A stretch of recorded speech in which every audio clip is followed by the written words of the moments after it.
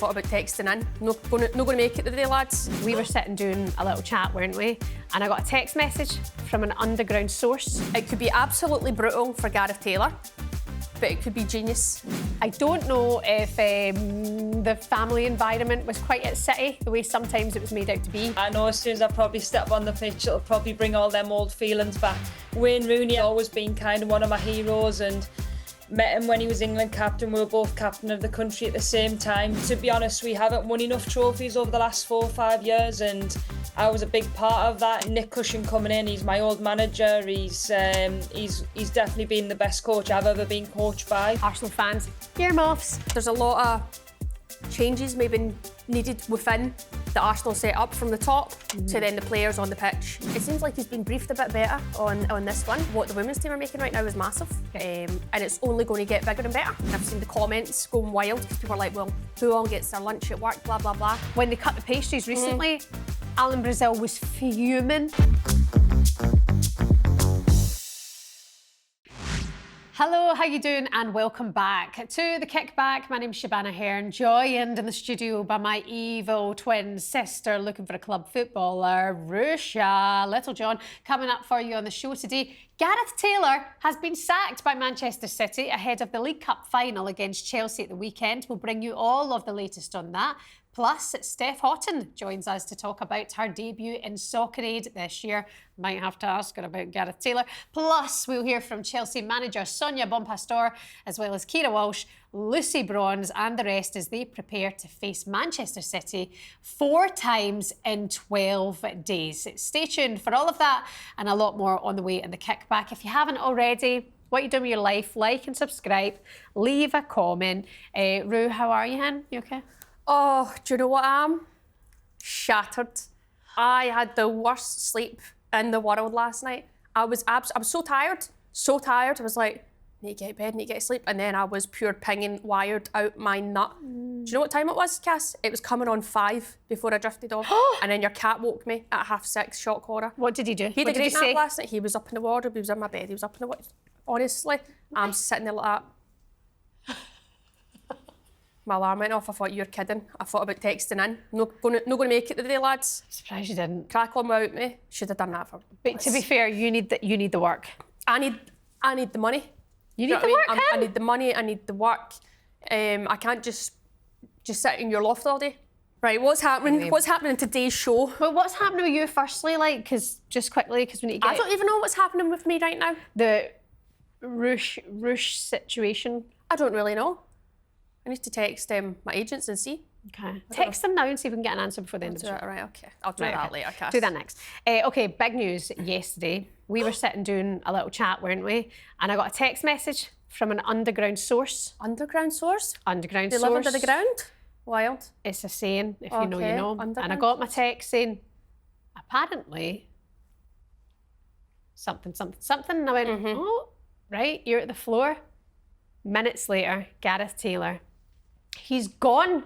They parted ways with Gareth Taylor. Manchester City, a few days before a League Cup final, through to the quarterfinals of the Champions League, through to the semis of the FA Cup, have parted ways with Gareth Taylor. Yeah, obviously it's a big one because you're looking impersonally for him. You're going, right, he's got the team to a final here. But is this some kind of strategy from within inside the club where they're going, okay, we're a wee bit worried about how it could go. We've dropped a few points in the leagues. Are they going, okay, we can really freshen things up and win something here with a new manager coming in? You know what it's like when a new manager always comes in, there's always that sort of positive reaction from players. And then obviously bringing in Nick Cushing, you'd think they'd like to hit the ground running. So it could be absolutely brutal for Gareth Taylor, but it could be genius on the other side. Either way, pretty harsh. But I'm assuming that he's thought, right, okay.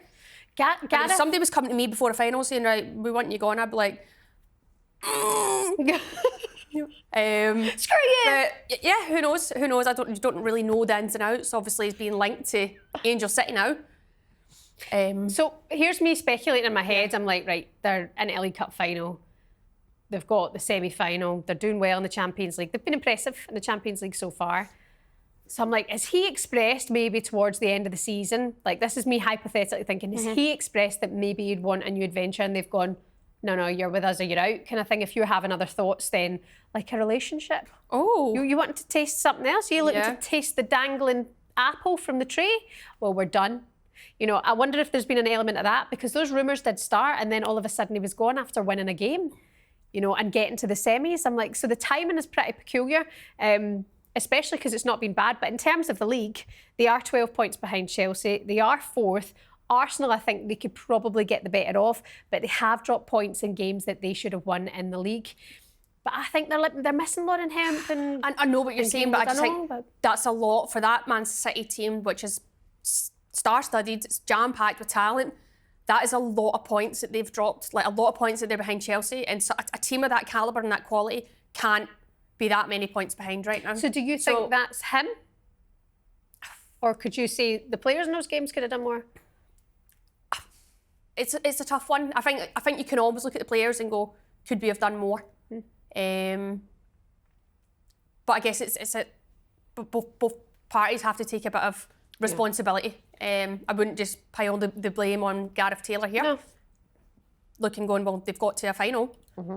They are where they are in the Champions League, but yeah, interesting, but intrigued to see. But I do think it could be I think it's a ballsy move from Man City, and I think they're doing it with the intention that Nick Cushing comes in, it refreshes, booms energy into the squads, and they want to go and win a bit of silverware. Well, I mean, it's the first piece of silverware up for grabs this weekend.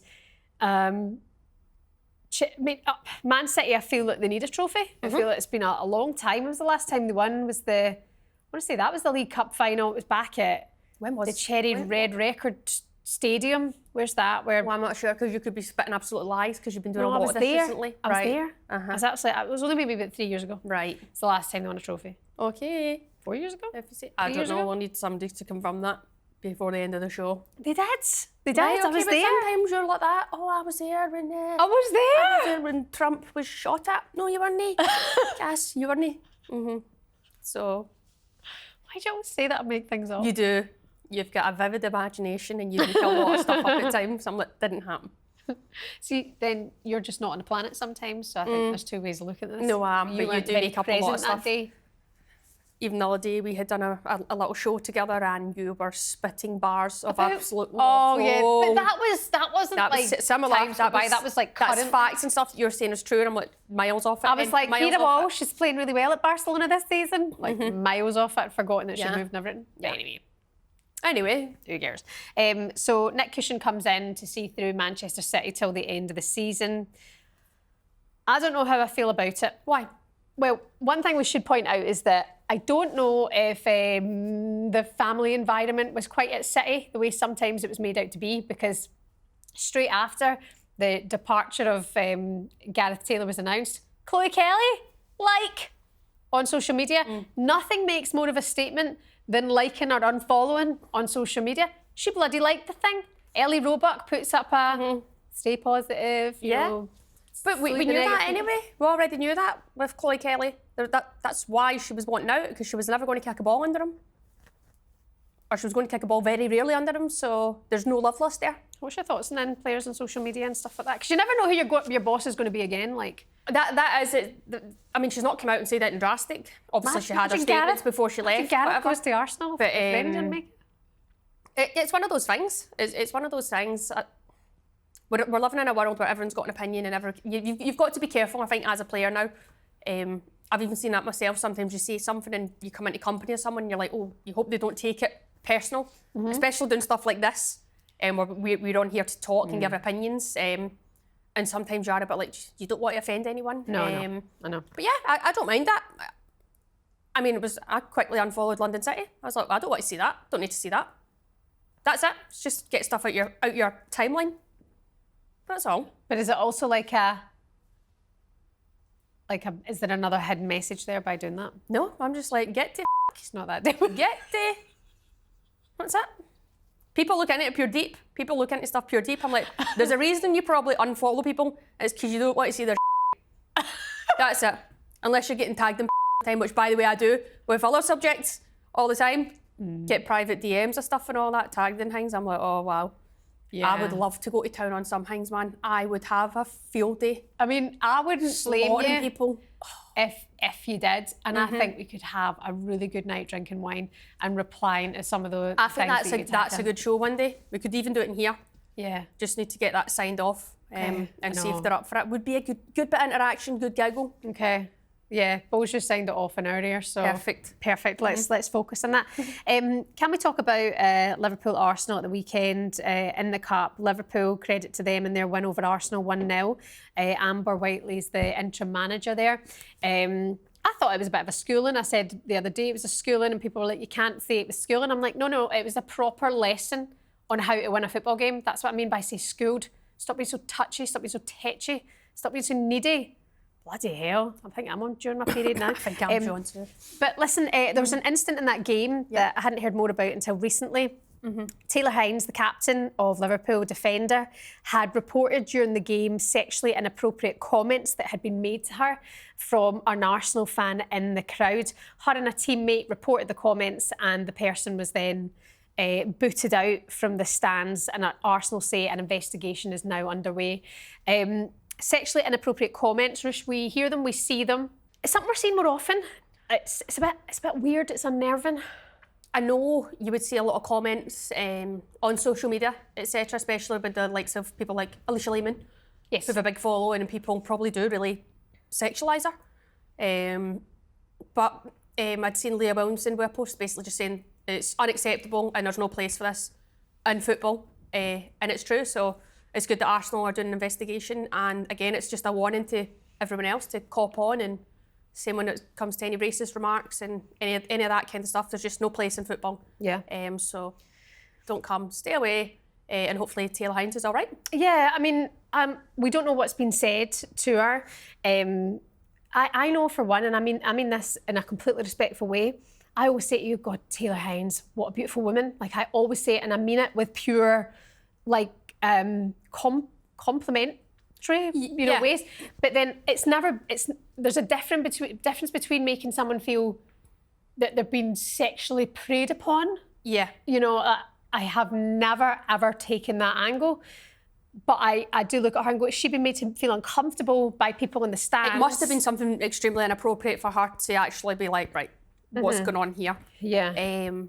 And you're right about Alicia. Like, some of the things you see put towards Alicia, I'm like, yeah. It's just grotesque, really. Yeah. And it's And don't get me wrong, I think there's perverted. nothing wrong with bigging up each other and saying that people are beautiful and pretty, but you don't mean that in a way to make anyone feel uncomfortable. Yeah, exactly. So. Yeah, hopefully she's okay, and it's good that her and her teammate were in it together. Yeah. I think that's important. That's an important message in all of this. Like, stand together with your teammates, stand together with fans. If you hear something that's unacceptable, report it together. There's nothing wrong with that.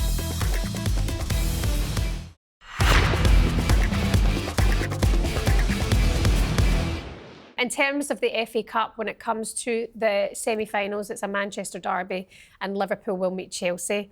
Liverpool are a game away from maybe getting to a final. Do you think they can do that over Chelsea, or are Chelsea just too strong? Never say never, I think, for Liverpool. But we go back to the whole beauty of the FA Cup, isn't it? So it's a cup game.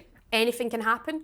By the way, on that subject, Arsenal fans, earmuffs. Going out of the cup to Liverpool, no disrespect, but what does that add and say about their season so far? I think we were, obviously early on in the season, I think we'd spoke about them quite a lot on this show, saying that it wasn't up to standards. Then obviously Jonas left, and we sort of see them lifted their spirits a bit again. The team looked like they were gelling a bit more better.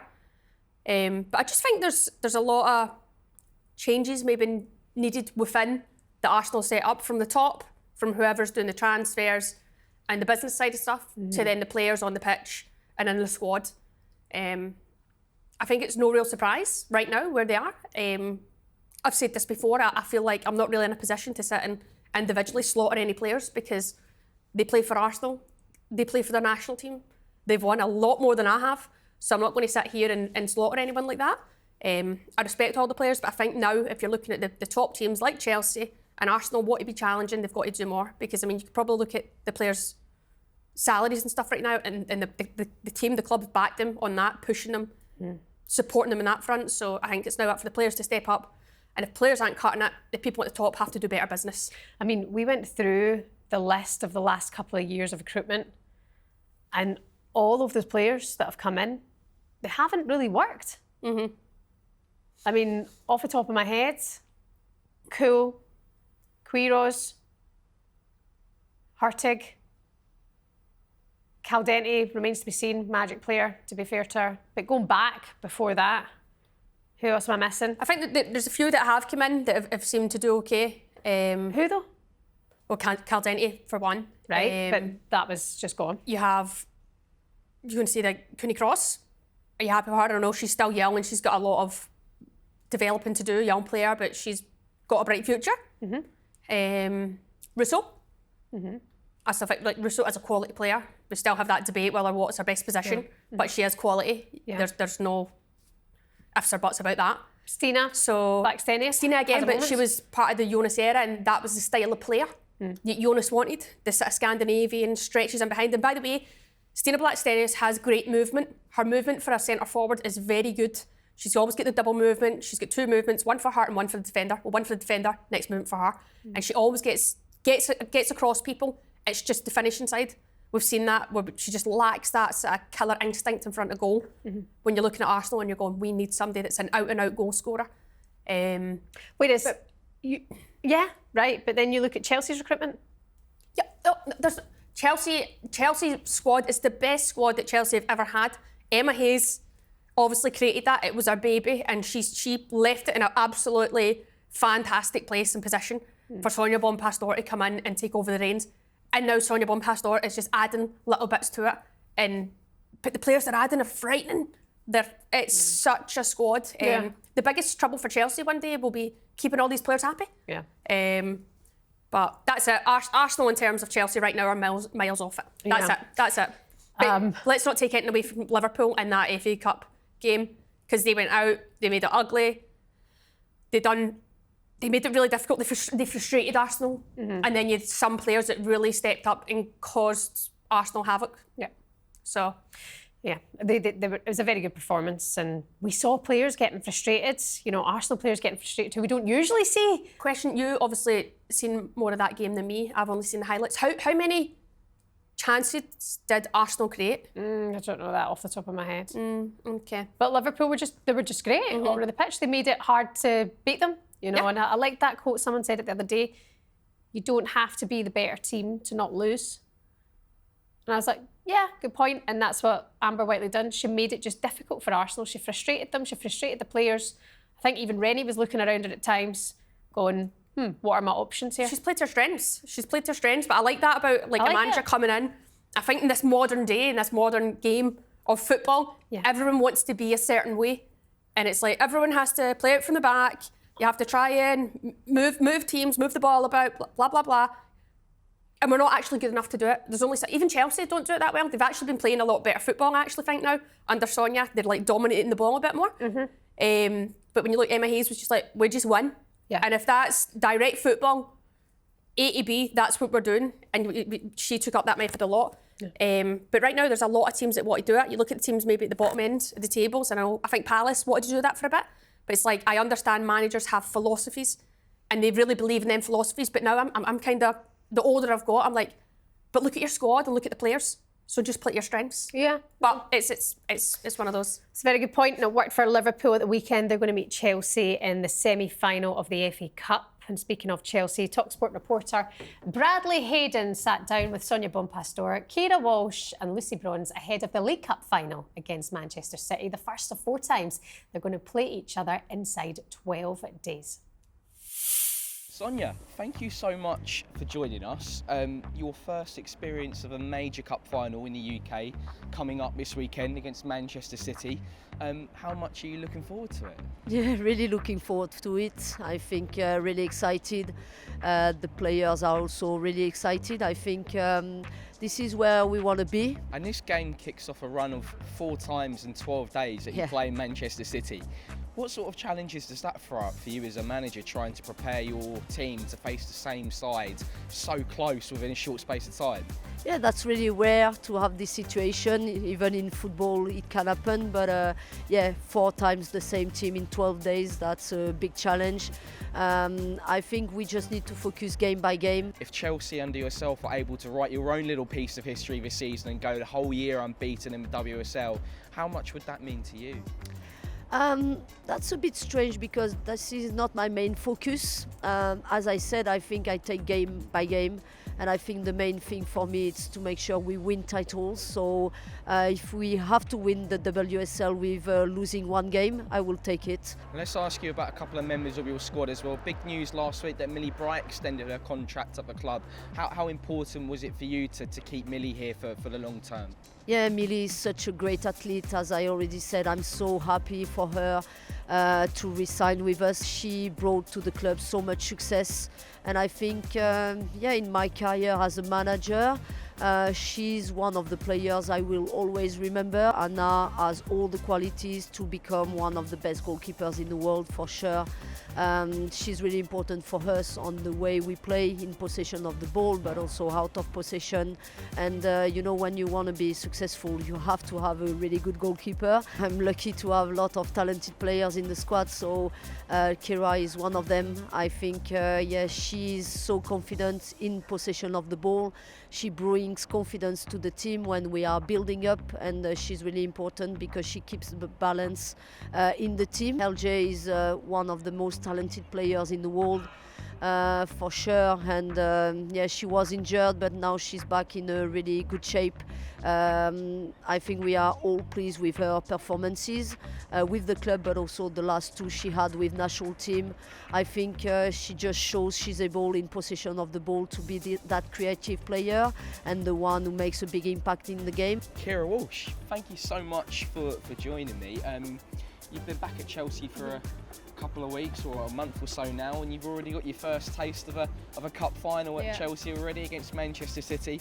How much are you looking forward to it? Yeah, I'm really excited. I think obviously very lucky to be a part of a team that's already challenging for a trophy. But yeah, I think obviously playing against City, they're a very, very good team. So yeah, it's going to be an exciting game. And the fact it is Manchester City you're playing against, your old club, a team that you've got such fond memories of your time up in Manchester.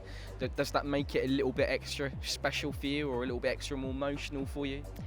Yeah, I think obviously, as you said, I had some very, very good times there. I think, when Nick Cushing was manager, I absolutely loved my time there, and he really pushed me to be a better player when I was younger, and he gave me the confidence to kind of go and have the games that I've had done and playing in those finals. I think it all sort of stemmed from him. So yeah, I'm really grateful for what the club gave me, but yeah, just really excited. When you got the call to say Chelsea want you, Chelsea want to bring you here, what was it that really sold it to you to come to this club? I think obviously the mentality of the club in general. They really want to invest in the women's game, and they want to be the best women's team, and I wanted to be somewhere that shared my ambition, and equally I want to still improve. I still think there's so many areas of my game to improve, and when I spoke to the club and spoke to Sonia, they really want to help me do that. Let's talk about Sonia. What has she like to work with so far, and what have you learned from her in your short time working with her so far?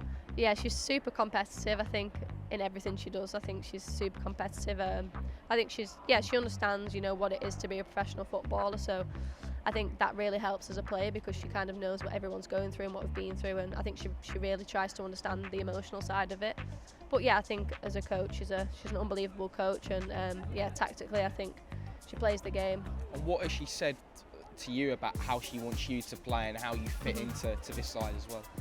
Yeah, she was just, about controlling the tempo of the game. I think that's kind of what a number 6 does in most teams these days. It's just about when to speed it up, when to slow it down. And she did speak about me getting more goals and assists. I'm not sure about the goals part because I'm not known for me finishing. Lucy Bronze, thanks so much for joining us. We're here ahead of the League Cup final against Manchester City.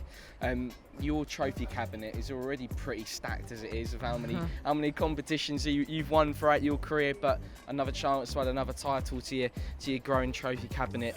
How much are you looking forward to it? Yeah, really looking forward to it. I think that this potentially might have been the last trophy I'd won in England. Was the fixture, obviously the same fixture, but me as a City player against Chelsea, quite local as well, in Wimbledon I think it was. So yeah, it's quite nice that this is another relived fixture for me, but on the other end of it, on the other team. So excited for it, especially because this season, obviously all the talk's been Chelsea's unbeaten, fantastic season, Sonia's kind of reign in England and things like that, but ultimately that absolutely means nothing if we don't start winning trophies. Finishing this season with trophies is the aim, to end this season with 4 pieces of silverware in the trophy cabinet.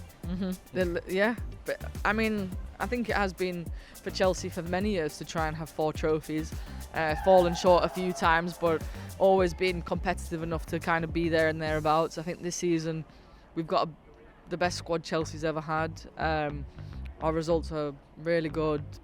We've had some individual performers throughout the season at different times that have been literally world class, from different players, different goal scorers.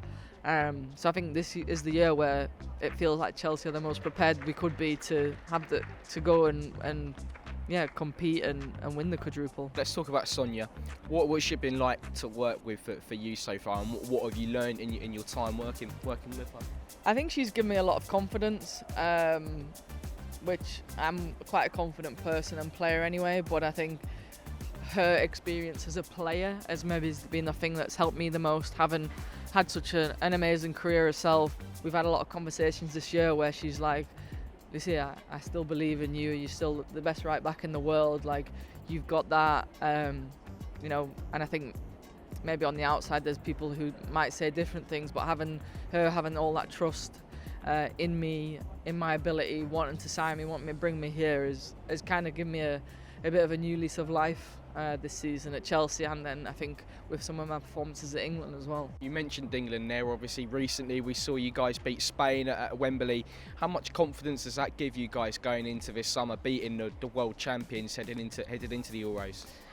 Yeah, I think it's given us a lot of confidence. I think we've been confident inside camp. I think results and performance maybe haven't showed that as much, but I think getting that result just settled kind of a lot of people down, whether it was, I don't think the players necessarily, but maybe on the outside and other people. I think it's just calmed everything down, put us in a good place to really be like, we're focused for the Euros.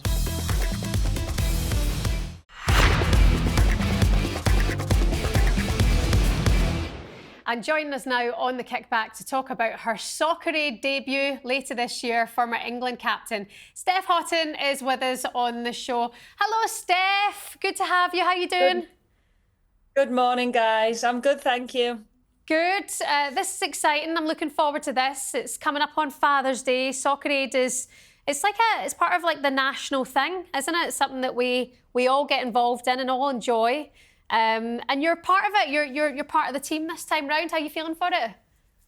You know what? I'm so excited and obviously really honoured. I think being a fan of Soccer Aid and donating for so many years, and the last couple of years being a pundit on the show, and everything the guys are doing, raising all that money to help kids and to give them a better life and to keep them safe so to be a part of that and put the boots on it is really exciting. Steph, obviously you've not been retired for that long, so I'm intrigued to see how you're feeling for this. Are you going out to put people in the air? Are you going out with that competitive edge? Are you going to enjoy it? What are you thinking?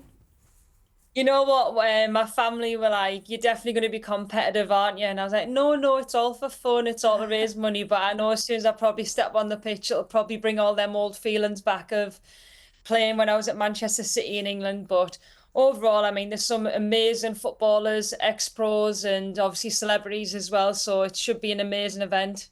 Yeah, you're going to be managed by Wayne Rooney and Tyson Fury. I mean, that's quite a combo there, Steph. Yeah, it's crazy. Obviously, we'd heard a little bit about Tyson being involved and what an absolute superstar, an absolute legend. But Wayne Rooney, I can remember him making his debut at the Stadium Light at Sunderland and being there in the crowd against Turkey. So he's always been kind of one of my heroes, and met him when he was England captain. We were both captain of the country at the same time. So yeah, I mean, you can't really get too much bigger names in sport than Tyson Fury and Wayne Rooney, that's for sure. That's exciting, but I'm thinking you've got red card all over this. They're going to have you super pumped up. You know what? I've never had a red card in my career, and I hopefully don't intend to in this soccer aid game. But you never know if they've got us riled up, ready for the game. Gets everyone talking, Steph. Do it. Go in there, get them where you have to, and also playing at the enemy, because it's going to be at Old Trafford, this one as well, which is good for Wayne Rooney, I suppose. That might bring some element of luck to Team England this time. Let's hope so. Obviously, the guys won last year. Obviously, Jill, the skipper, and I don't want to let her down, and obviously don't want to let England down to put on that England shirt in a different capacity. But yeah, it's at Old Trafford, which is an amazing stadium, even though I'm from Manchester City. I mean, we played there. The last time I played there, we beat United 3-1. So I've got some good memories of that ground, and hopefully we could get an England win this year. How's retirement going, Steph? How are you finding it all? You know what? It's been really good. I mean, I've been really fortunate. I've had so many amazing opportunities. Obviously, I threw myself into my punditry work, and I'm an ambassador at Manchester City. I'm doing my coaching badges, so it's certainly been busy. But I know that I've been very lucky, and it's been good to spend some time with my family and have a little bit more balance with my family, and trying to keep myself fit. So especially with this game coming up, I need to get myself to the gym. But yeah, it's been nice to not have that pressure as much, but I know I'll probably put some pressure on myself ahead of the game at Old Trafford on the 15th of June. Steph, you touched on you're doing your coaching badges. How are you finding that? Because I think obviously being involved in the game for so long, you feel like probably as a player you know a good bit, but then when you're out on the grass, it's totally different. How do you find it? Oh, it's massively different. I think I don't really, when you play, you know what it's like. You just want to get involved in the session. You have maybe a little bit of a moan up if something's not right, the numbers are not right, the pitch is too small, and now you go through that coaching side. It's just so different, and it's so much preparation, and you have to think about so many things. So give it up to the coaches. I mean, it's been hard, it's been interesting, but I feel as though for all them ex-female footballers that have retired, I think it's so important that we put something back into the game that we've grown for so long. So it's an interesting journey, but I think I'm ready to learn, and I'm ready to hopefully give something back to the next generation. Can I just address the elephant in the room then, Steph? What happened yesterday with Gareth Taylor? I mean, being let go from his job essentially at Manchester City. What was your initial reflection on that? Yeah, shock, of course. I think, especially with the next couple of weeks coming up for the girls, I think a League Cup final, Champions League, a big league game. The club's trying to get Champions League football, and to be honest, we haven't won enough trophies over the last 4 or 5 years, and I was a big part of that. And I feel as though my last few years we should have won a trophy at least every season, especially last season. We were so close to win the league title, and for a club like Manchester City to not be kind of winning them trophies and bring them back to Manchester is not a reflection of the squad. So, but I think obviously Nick Cushing coming in, he's my old manager. He's definitely been the best coach I've ever been coached by. So the club's in great hands. I mean, it's going to be tough to do that in 2.5 months and maybe 4 or 5 days leading up to a final. But if anybody can hopefully bring success to the club and to get everybody back happy and to get everybody kind of firing again, I really do believe Nick's the guy. Interesting, because it is quite a mad call. You look at them being in a League Cup final this weekend, winning the semi-final, to get to the semis of the FA Cup, and then what they've done in the Champions League this season has been pretty impressive, but league form is absolutely everything. So fingers crossed it can go good for Nick Cushing and the City girls, of course, as well. I just wanted to ask you, Steph, what's ahead for you in the future? I know you've got a lot going on, and in your personal life as well, you look after a lot of different things. What is it you want from the future going forward? No, I think for me, I think it's always about trying to find that avenue where I kind of could really feel a little bit like I did when I played football. And I think I'm still to find that. Yeah, I really do love my punditry work. You're talking about football, you're meeting some amazing people, but I don't think there's anything better than probably being on the grass and being around in a team environment. So I feel as though I've got a lot to give, and I'm trying to learn as much as I can to maybe be in that some sort of leadership role in the future. And yeah, everything's exciting. I'm looking forward to being a part of Soccer Aid. That's an experience I'm never probably going to ever get again. So nice to tick that one off the kind of bucket list. And yeah, let's see what the future holds. But it's really exciting time. Steph, thank you so much for coming on. We appreciate you taking the time. Enjoy Thanks, guys. Socceries. Nice to see you all. We'll see Thank you there on Cheers. the 15th. Stay well, look after yourself.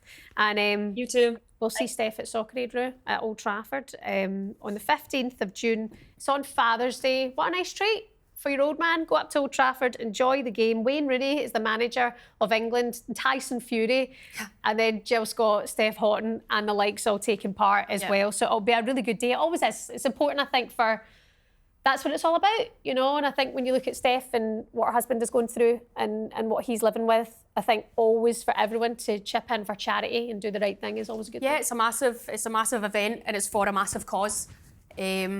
And when you look at it, like the amount of viewers and numbers that attend the game, the people that watch it, is huge. And what a great day! What a great day! And it's interesting when you get to see the players that turn up, because it's actually, you got like legends. Obviously, we've just touched there: Steph, Jill, Wayne Rooney, Tyson Fury, and then you've got the rest of the world.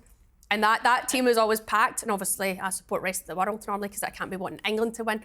But You're such a hater. you're sat there with your England top on again, honestly. I got my England pants on today, Trips. No, I like her. I actually think when you hear players so recently retired who achieved what Steph achieved in the game, doing their badges, and I'm like, right, because she obviously could probably have a lifestyle doing punditry, doing telly, doing, you know, different things like that, like TV personality stuff. Yeah. But I'm like, if she were to go pro, could she manage Man City? Could she manage England in the future? Like, where do these players Being a manager? who are so close to the game so recently flourish? Like, Yeah. going Well, you forward? see the PFA are doing a course that's an all-female kind of, I think it was the UEFA A licence they were doing. And it's all current players and stuff like that that are doing that and taking part. I'm currently doing my B. With a few You've been girls doing from your the B for Ireland team, about we 15 have years. ripped the absolute backside out of it, but now we're making progress, so we're off to get it done. But you're seeing a lot, I don't know if you've seen it actually on social media there, again, the PFA, with the likes of Kim Little, Viv Mead and Beth Mead, and they've got them recorded and all saw that. the Viv one. Yeah, they're doing a bit of the coaching, so and everyone's saying they want to give back. And it's weird because I started off doing coaching when I was really young, and I was like, this isn't for me. This is not for me. But I would have been doing it with a lot of like younger kids, and it was hard work because it's almost like you're trying to organise, not babysit, but it was, you've got like kids running about wild. So that was not enjoyable for me. But now I've got older and I know I'm coming to the end of my career, there is that bit of, it's like, it's in our blood, do you know what I mean? Some people aren't interested and a lot of people are like, it's just been what Steph said, being part of a team environment, being on the grass, having the banter and giving back a bit. Like, we've learned a lot, so it's like nice to give back to people coming through. And also, I think because times are changing, you're so close to an age group of players, a generation of players who need to be managed a little bit differently. So you've seen it kind of from both sides. I think that's what's crucial about this age group of players like yourself, Steph Houghton, so many others who have recently retired. I'm like, Izzy Christensen would have had that transition from when players went fully professional to getting decent contracts, making good money, to actually having still paid their digs almost to play football, you know, before. But you want to work kind of, you like the idea of doing one-to-one improvement with players? Not even one-to-one, maybe more like position-specific work. So whether you had the midfield or the forwards, probably not the back line. Not interested in no back line. That's Why not? not? For me. What did the back line ever do to you? I'm just not a defender. I'm a defender. I can Big strap be defender. all that, but just that is a different ballgame back there. Must be So easy. yeah, but Must do be you know what? easy just to like No, box the I ball. wouldn't say it's easy, but they've got less running and all that kind of stuff to do. Do you know what I mean? They've got it, yeah. I'm made for it. Aye. But you know what? See, the amount of players right now that are actually actively doing their badges, I think there's a bright future ahead in the women's game of managers and coaches coming through, because you've got some players that have played at a very high level, that are very good, a lot of knowledge, they've worked under good managers themselves, and I think they've got so much to give. And I think that's part of the next step in the journey. I say this sometimes, I'm like, you look at some of the teams that are in the championship or in certain divisions, and I'm like, and this is all over the world right now, especially Ireland and the UK, and you're like, the coaching has to get better for the players to improve. Anyway, that's just my opinion. I appreciate your opinion. Your opinion is your opinion, and you can have yours as well. Jump in the comments. Let us know your thoughts on that, your thoughts on Steph Houghton there. Soccer Aid this year and also the future for her. I mean, you look at the hiring and firing that we're seeing in the women's game now as well. It's becoming that ruthless way. We saw 2 last week, and then Gareth Taylor, of all people, this week as well, simply because the results in the league aren't good enough. But they're fighting on 3 fronts at the moment in the other competitions. It's quite incredible.